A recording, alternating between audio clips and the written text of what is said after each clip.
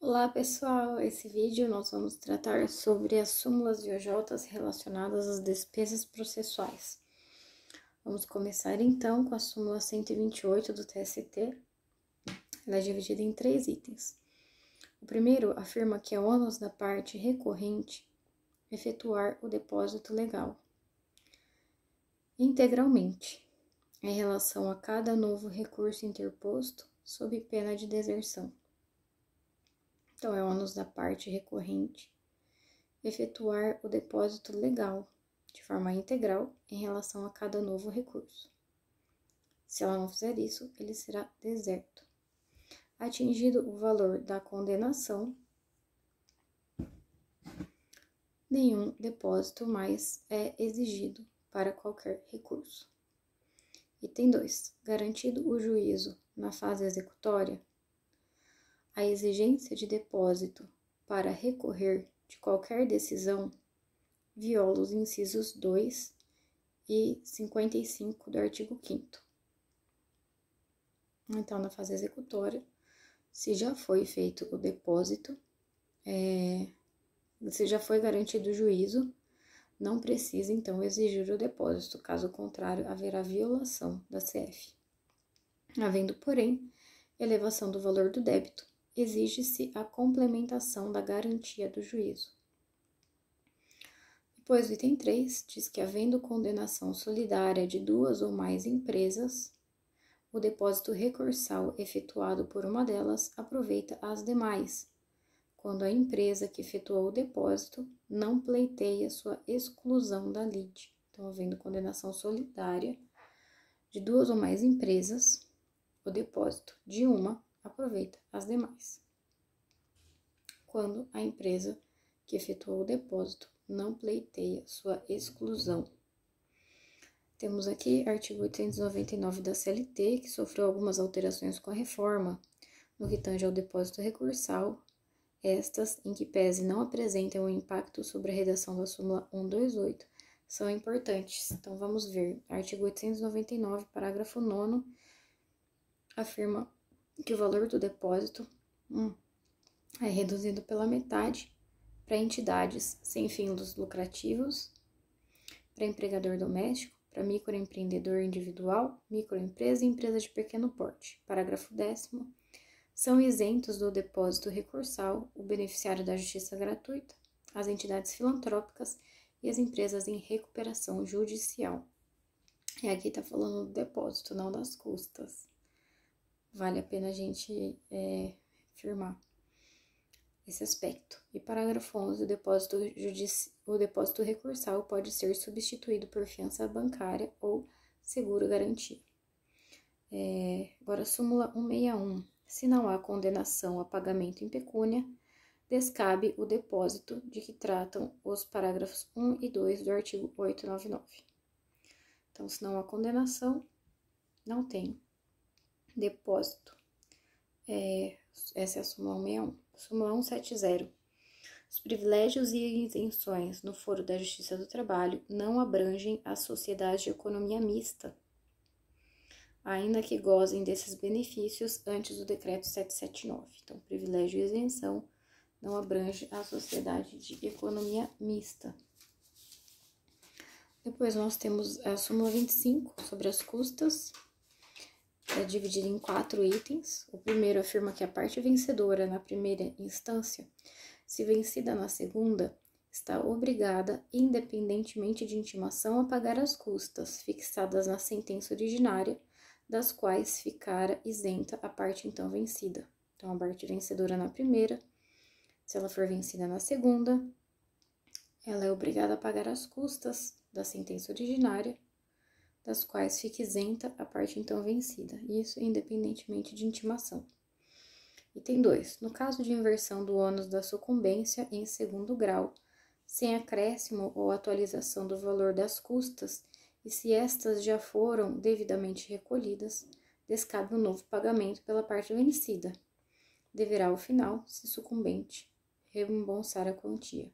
Então, no caso dessa inversão do ônus, se não houver qualquer acréscimo ou qualquer atualização, mesmo assim a nova parte vencida não precisa realizar o novo pagamento, ela só vai, ao final, se sucumbente, reembolsar a quantia.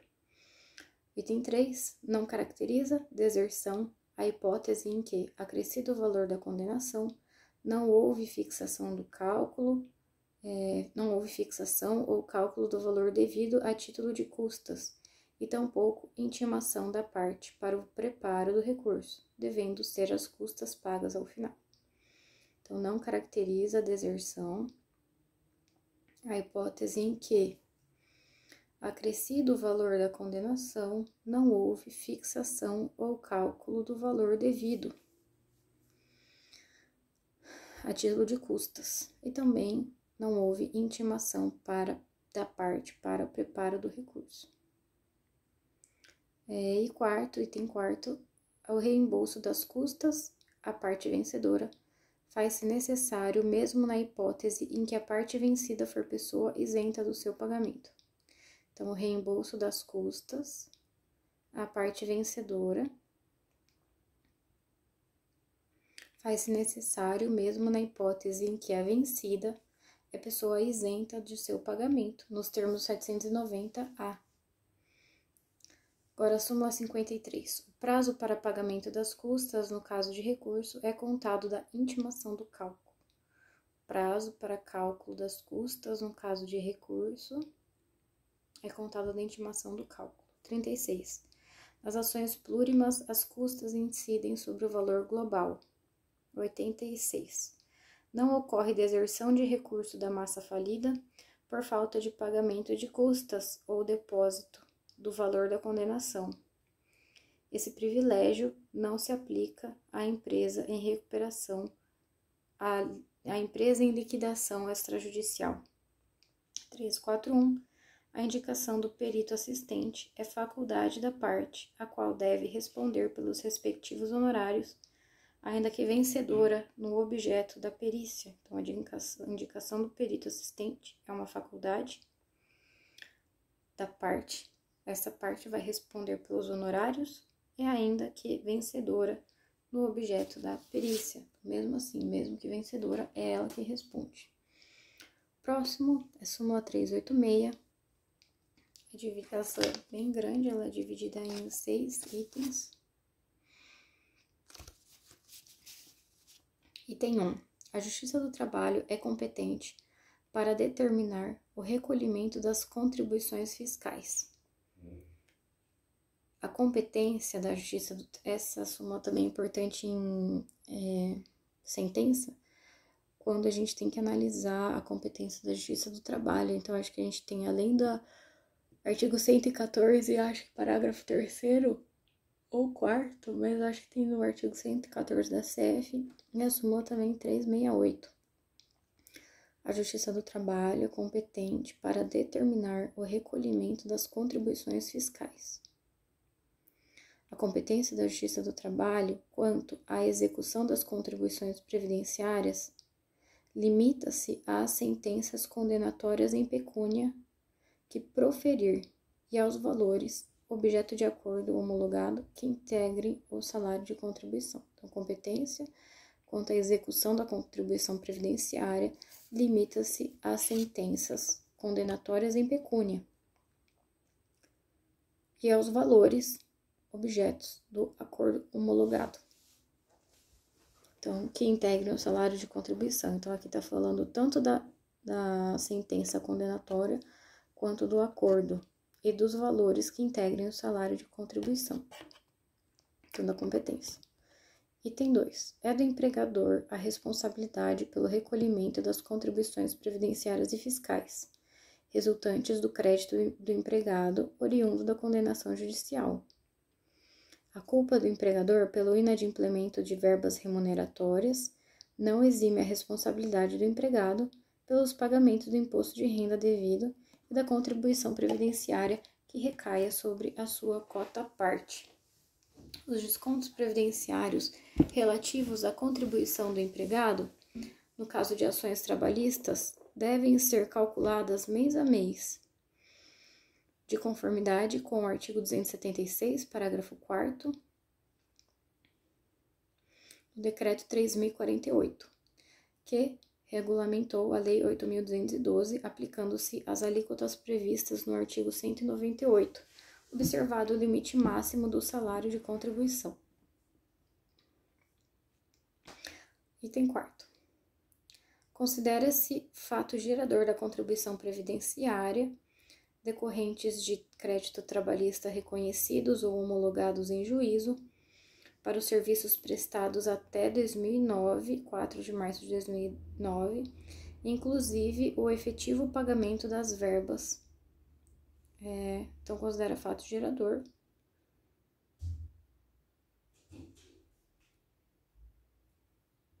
das contribuições previdenciárias decorrentes de crédito trabalhista reconhecido ou homologado, o efetivo pagamento das verbas,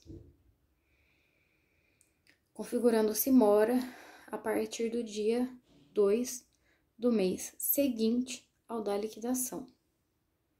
Ponto. Eficácia não retroativa da alteração legislativa promovida pela MP 449 de 2008, posteriormente convertida na Lei 11.941, que deu nova redação ao artigo 43 da Lei 8.212.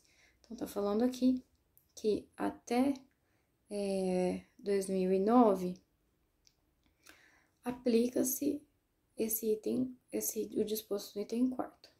E após tem o artigo 43 da Lei 8.212, que ele foi alterado aqui também pela Lei 11.941 de 2009.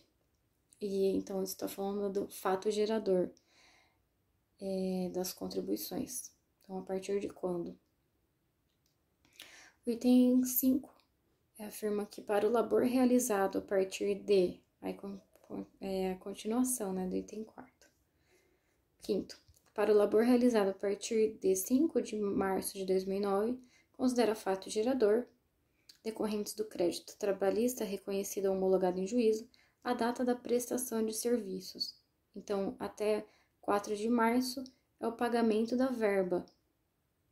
E aí, a mora é a partir do dia 2 do mês seguinte ao da liquidação. Então, teve um mês que liquidou, aí do dia 2 do mês seguinte, a partir daí tem a mora. Isso até março de 2009.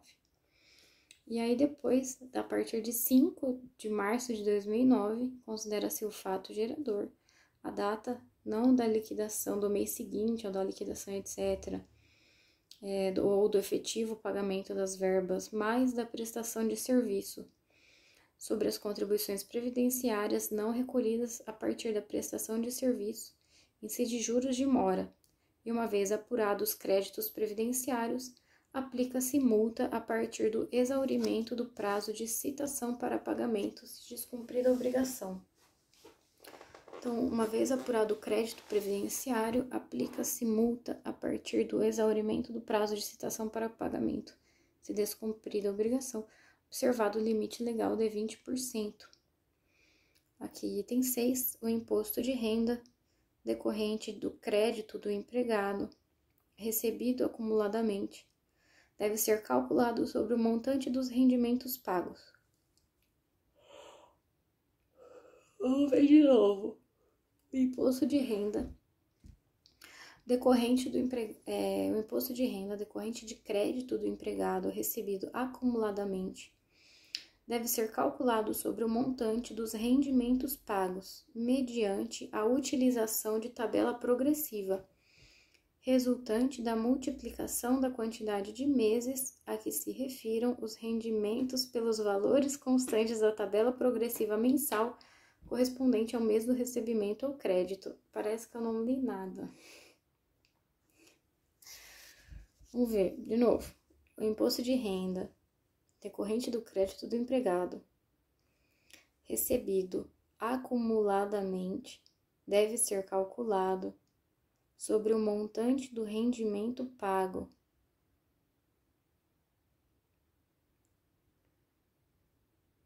mediante a utilização de uma tabela progressiva resultante da multiplicação dos meses a que se refiram os rendimentos pelos valores da tabela progressiva correspondente ao mês do recebimento, nos termos do artigo 12A da Lei 7713, com a redação conferida pela Lei 13.149, observado o procedimento previsto na Instrução Normativa da Receita Federal do Brasil.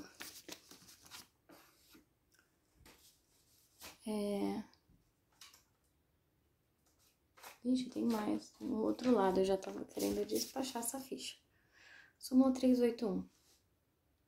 O pagamento dos salários até o 5º dia útil do mês subsequente ao vencido não está sujeito à correção monetária. Então, o pagamento dos salários até o 5º dia útil não está sujeito à correção monetária.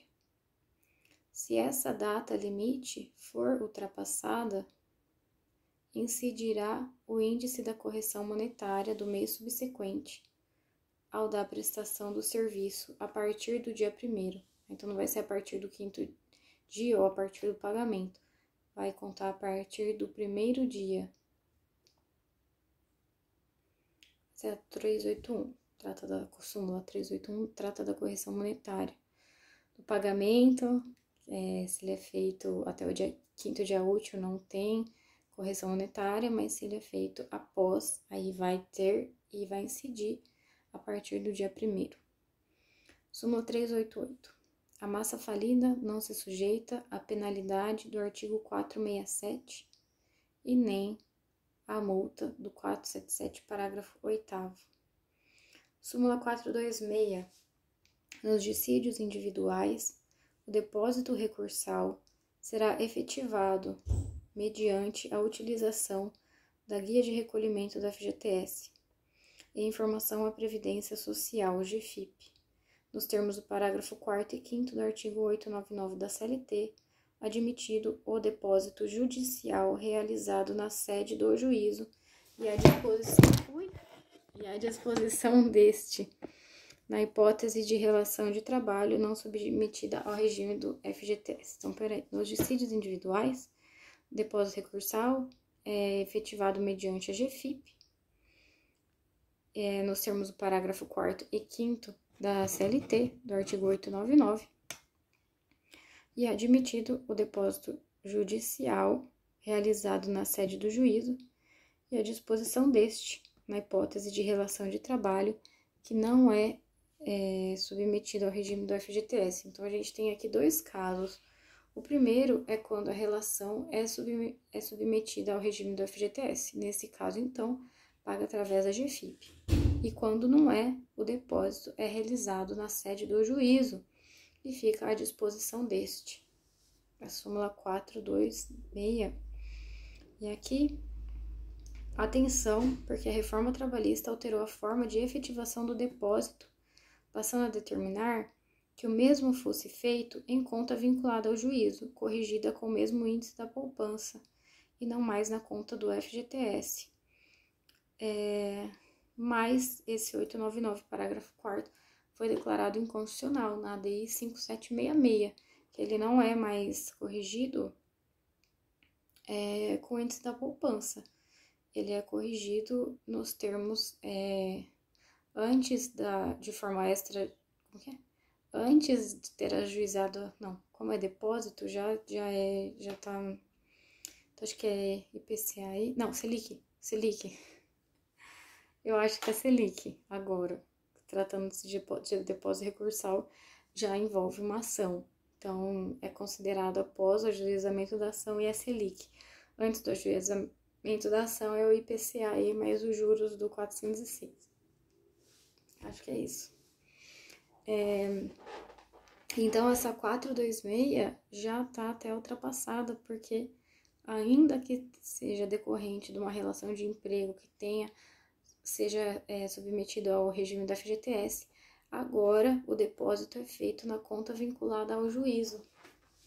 Muito bem. Súmula 439, danos morais.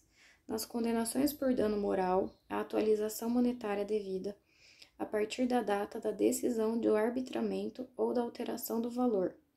Os juros incidem desde o ajuizamento da ação. Então, essa súmula 439 está falando aqui de dois institutos. primeiro é a correção monetária e o segundo é os juros. Então, a correção, e ambos aqui tratando do dano moral. Então, quando a gente tem um pedido de dano moral, o valor referente a ele vai ser corrigido monetariamente.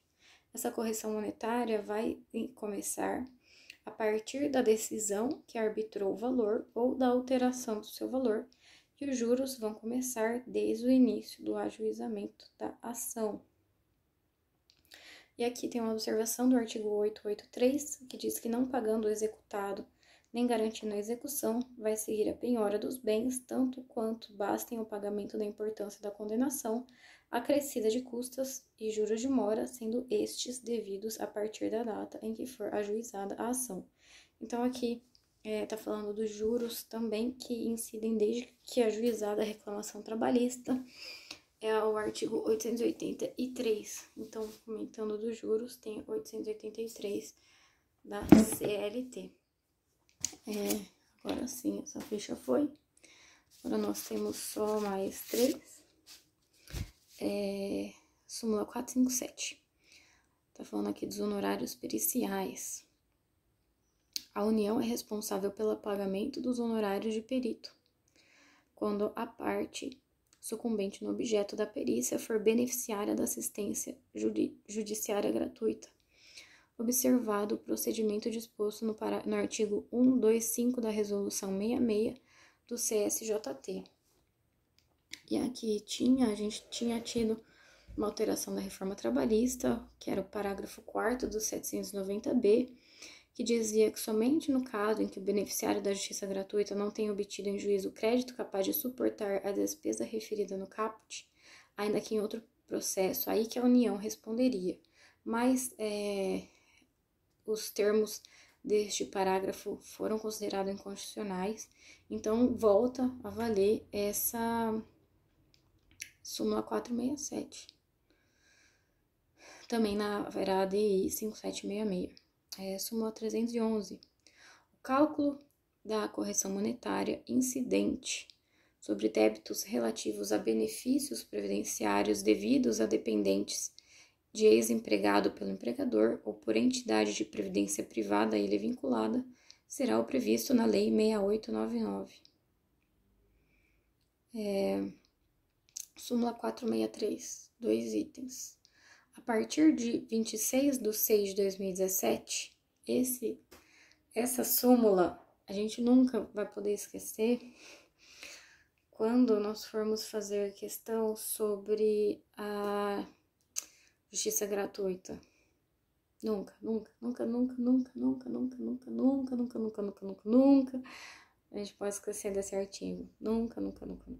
E dessa súmula 463 e junto com o artigo 790, parágrafo 4º. Nossa, sempre esqueço, fiz questão, não coloquei. Com certeza vai ser exigido da gente. Bem, então vamos lá. Item 1. A partir de 26/6/2017, para concessão da assistência judiciária gratuita à pessoa natural, basta a declaração da hipossuficiência econômica afirmada pela parte ou por seu advogado que tenha uma procuração com poderes específicos. Artigo 105 do CPC de 15. 2. No caso de PJ, não basta a mera declaração, é necessária a demonstração cabal da impossibilidade de a parte arcar com as despesas do processo. Súmula 245. O depósito recursal deve ser feito e comprovado no prazo alusivo ao recurso. A interposição antecipada deste não prejudica a dilação legal. Então, o depósito deve ser feito no prazo, súmula 245. Depósito no prazo do recurso. Se o recurso for interposto antes, isso não vai prejudicar o prazo para o depósito. Súmula 217. O credenciamento dos bancos para o fim de recebimento do depósito é fato notório, não precisa de provas. Acho que foi prejudicado com a nova redação que nós vimos agora da reforma. E agora uma súmula também muito importante, também tem a ver com as novas decisões do STF, na ADI lá 5766, que é sobre os honorários e o beneficiário. Então, querendo dizer assim que é um tema bem importante esse dos honorários e reforma trabalhista. Essa súmula também tem que ser mencionada e é importante a gente saber o que ela trata. Ela tem 6 itens. Peraí. Ela tem 6 itens. Primeiro, na Justiça do Trabalho, a condenação ao pagamento de honorários advocatícios não decorre pura e simplesmente da sucumbência, devendo a parte concomitantemente. 2 pontos. Tá. Então, aqui, né, isso aqui é antes da reforma, dizia que na Justiça do Trabalho, a condenação ao pagamento de honorários não decorria da sucumbência, devia a parte, 2 itens, devia concomitantemente. A. Estar assistida por sindicato da categoria profissional e comprovar a percepção de um salário inferior ao dobro do salário mínimo, ou encontrar-se em situação econômica que não lhe permita demandar sem prejuízo do próprio sustento ou da respectiva família. 2. É cabível a condenação ao pagamento de honorários em ação rescisória no processo do trabalho. 3. São devidos os honorários nas causas em que o ente sindical figure como substituto processual e nas lides que não derivarem da relação de emprego. Então, são devidos honorários quando o ente sindical estiver como substituto.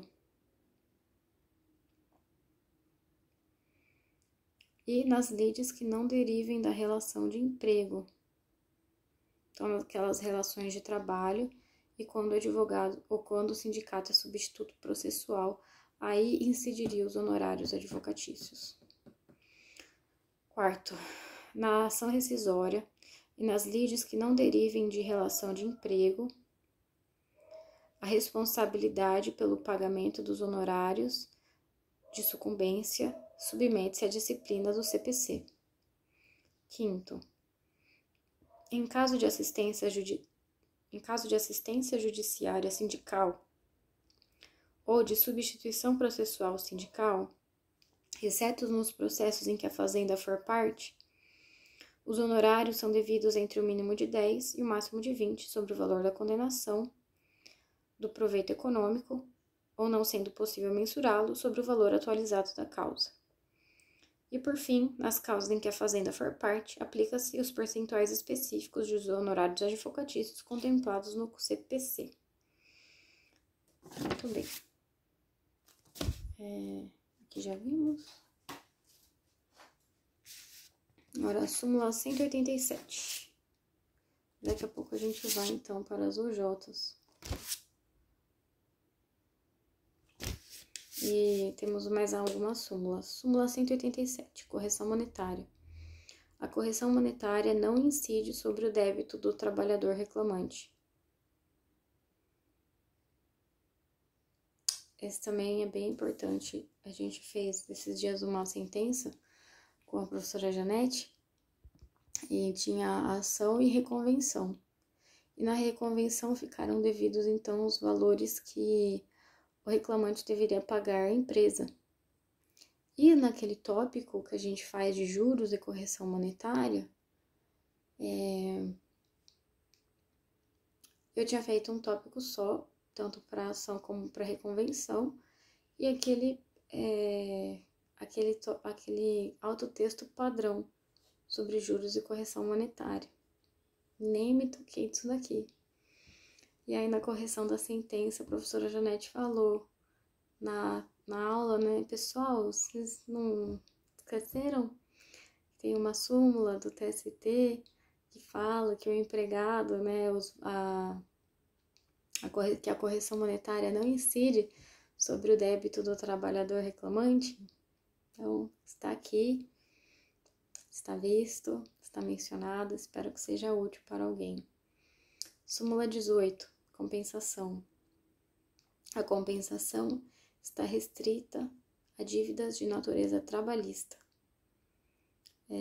Súmula 200, juros de mora. Os juros de mora incidem sobre a importância da condenação já corrigida monetariamente. Então, juros de mora incidem sobre a importância da condenação, mas quando ela já foi corrigida.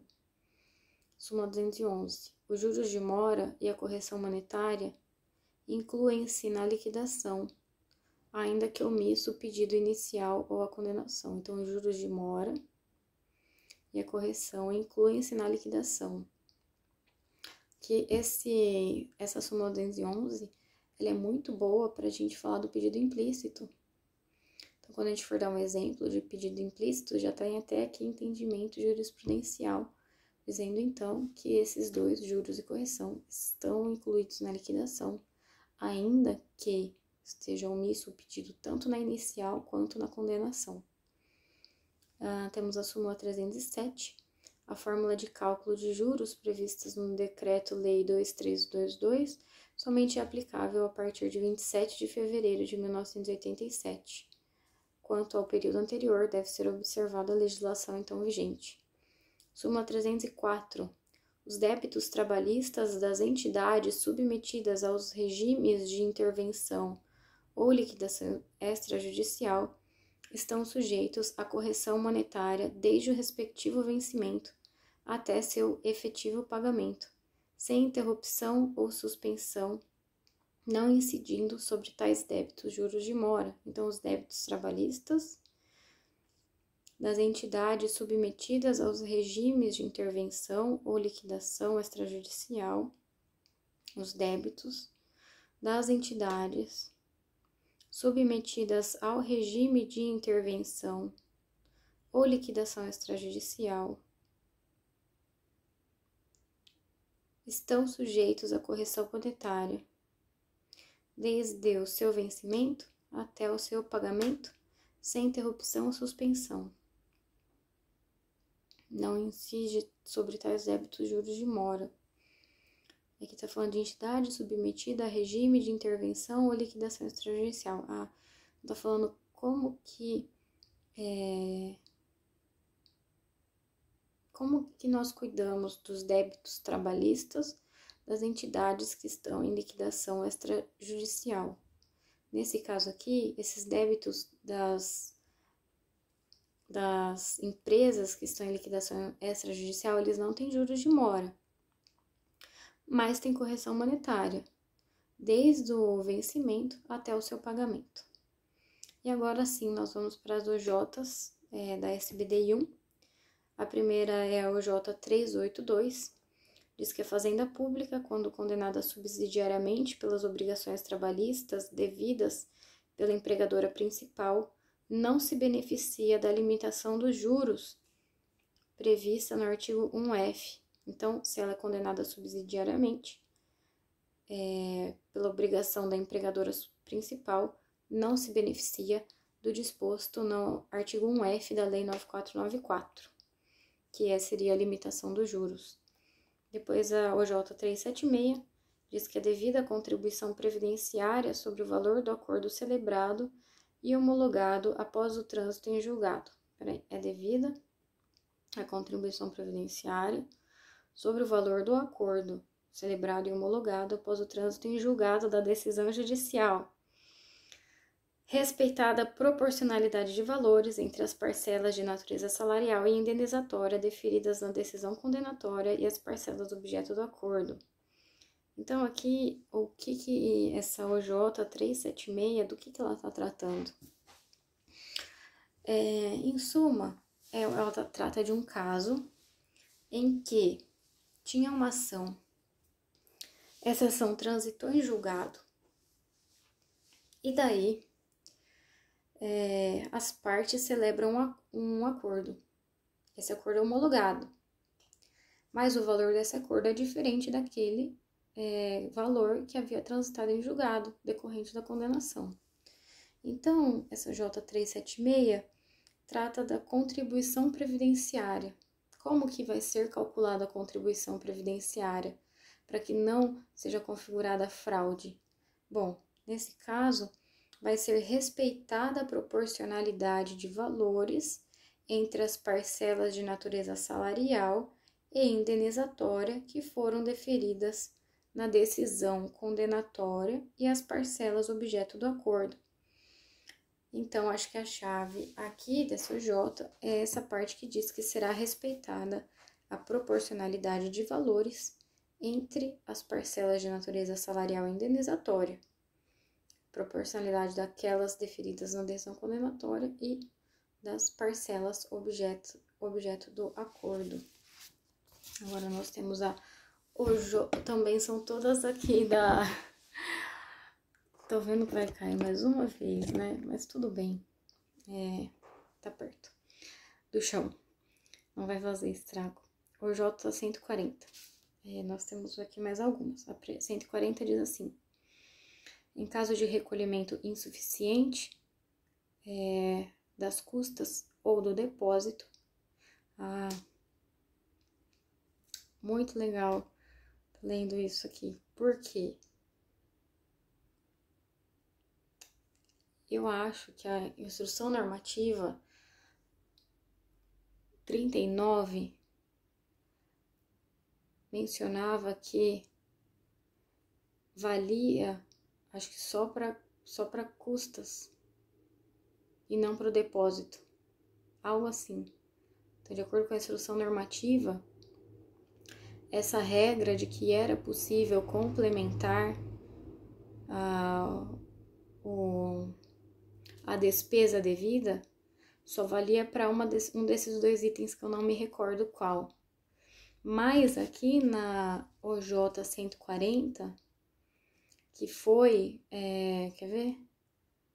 Que foi, ela tem uma nova redação de abril, acho que abril de 2017. De acordo com essa nova redação, em caso de recolhimento insuficiente das custas ou do depósito, somente haverá deserção se concedido o prazo de 5 dias previstos no artigo 1007, parágrafo 2º, e o recorrente não complementar e comprovar o valor devido. Depois nós temos aqui a OJ 158. Se bem que eu não sei se é OJ não. Eu acho que é súmula. Porque todas as minhas OJs têm escrito OJ na frente. E essa aqui tem só 140. Mas também a súmula tinha um súmula na frente. Então, ai, que chatice. Vamos ter que conferir. Eu tô sem aqui como conferir. Mas quando eu for ouvir de novo esse vídeo, eu vou lembrar e vou atrás. Então, 140 ou é súmula ou é OJ. Mas agora é OJ 158. O denominado DARF eletrônico é válido para comprovar o recolhimento de custas por entidades da Administração Pública Federal, emitido conforme a Instrução Normativa SRF 162. Depois, OJ 198. Diferentemente da correção aplicada aos débitos trabalhistas, que tem caráter alimentar, a atualização monetária dos honorários periciais é fixada pela Lei 6899. Então, a correção monetária dos honorários periciais não segue a correção trabalhista, segue a correção da Lei 6899. Esse percentual aqui tá dizendo que é aplicável aos débitos resultantes das decisões judiciais. Depois nós temos a OJ 264, que não é essencial para a validade da comprovação do depósito, a indicação do número do piso PASEP. Depois nós temos a OJ 269, tem 2 itens. O primeiro diz que o benefício da justiça gratuita pode ser requerido em qualquer tempo ou grau de jurisdição, desde que, se for na fase recursal, seja feito no prazo do recurso. 2. Indeferido. Olha só, mais outra importante, né? Era a súmula 463. E agora a gente tem aqui essa OJ 269. Não podemos esquecer.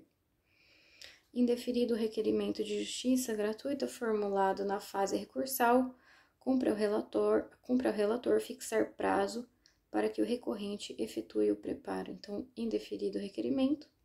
Na fase recursal, o relator vai fixar um prazo para que o recorrente efetue o preparo. Agora nós temos...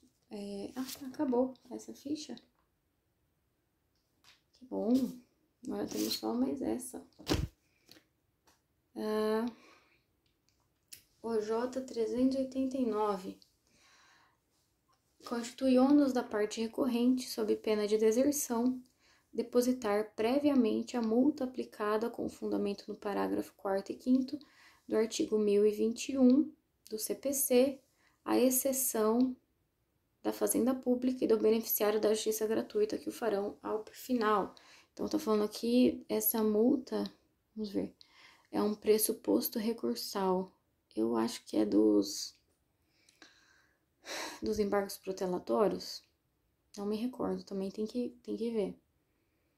Constitui ônus da parte recorrente, sob pena de deserção, depositar previamente a multa, aqui tá falando que é pressuposto recursal, o título da OJ, depositar previamente a multa aplicada com fundamento no parágrafo 4º e 5º do artigo 1021, à exceção da Fazenda Pública e o beneficiário da justiça gratuita, que vão depositar ao final.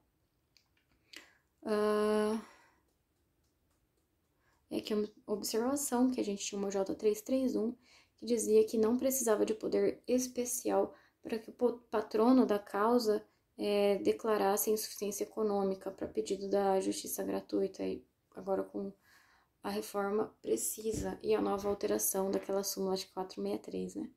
Então essa J331 foi cancelada. O J348. Os honorários advocatícios arbitrados nos termos do artigo 11, parágrafo 1º da Lei 1060, devem incidir sobre o valor líquido da condenação, apurados na fase de liquidação de sentença, sem a dedução dos descontos fiscais e previdenciários. Então, a CJ 348 também fala dos honorários advocatícios. Também é um tema muito importante. Aqui eu tô vendo uma observação dizendo que ela foi prejudicada. Peraí. Porque não se aplica mais esse artigo 11, parágrafo 1º da Lei 1060, que diz que devem incidir sobre o valor líquido da condenação, sem a dedução dos descontos fiscais e previdenciários, porque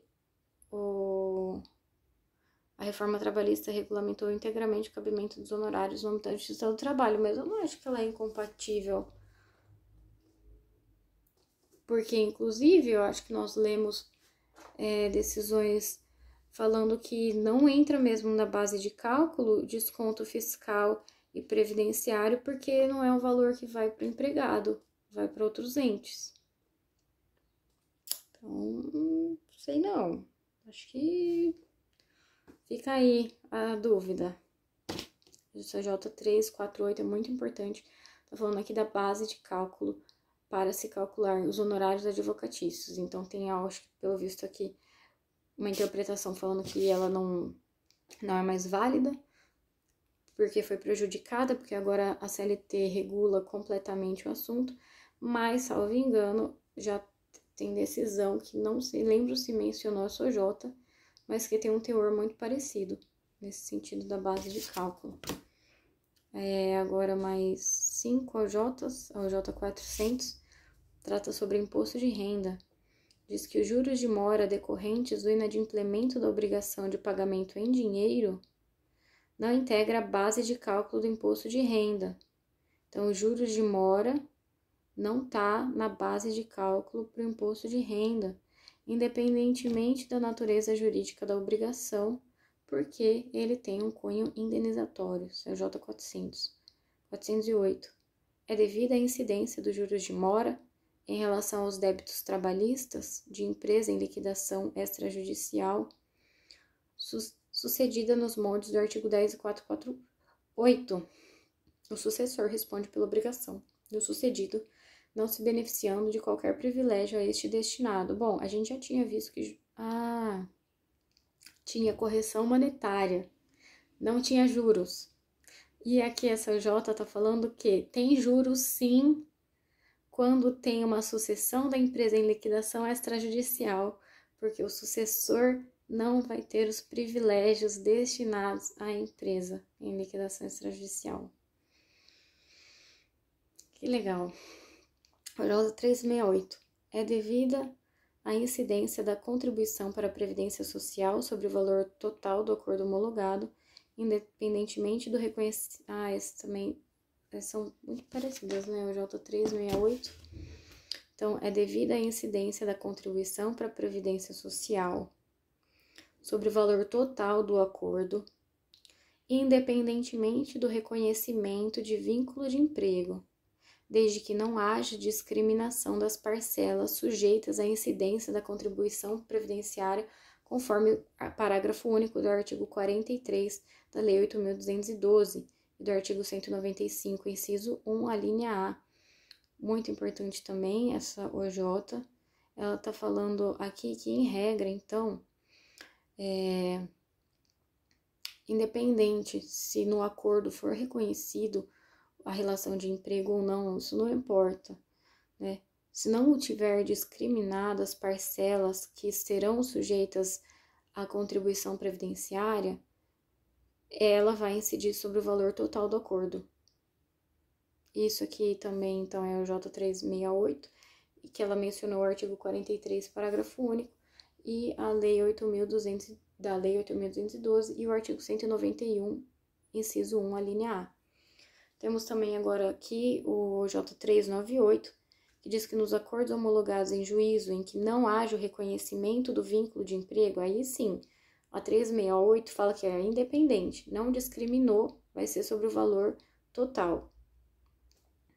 Agora, 398 fala que nos acordos homologados em juízo em que não haja o reconhecimento do empregatício, é devido o recolhimento da contribuição previdenciária, mediante alíquota de 20% a cargo do tomador de serviços e 11% do prestador, na qualidade de contribuinte individual, sobre o valor total do acordo, respeitado o teto de contribuição. E aqui menciona da Lei 8.212, o artigo 30, parágrafo 4º, artigo 22, inciso 3. E agora a última, trata da multa por litigância de má-fé, e fala que o recolhimento do valor da multa, imposta como sanção por litigância de má-fé, artigo 81 do CPC, não é pressuposto para interposição de recursos de natureza trabalhista. Então, essas aqui eram as súmulas e OJs relacionadas à despesa, e as próximas serão sobre a audiência. Até lá!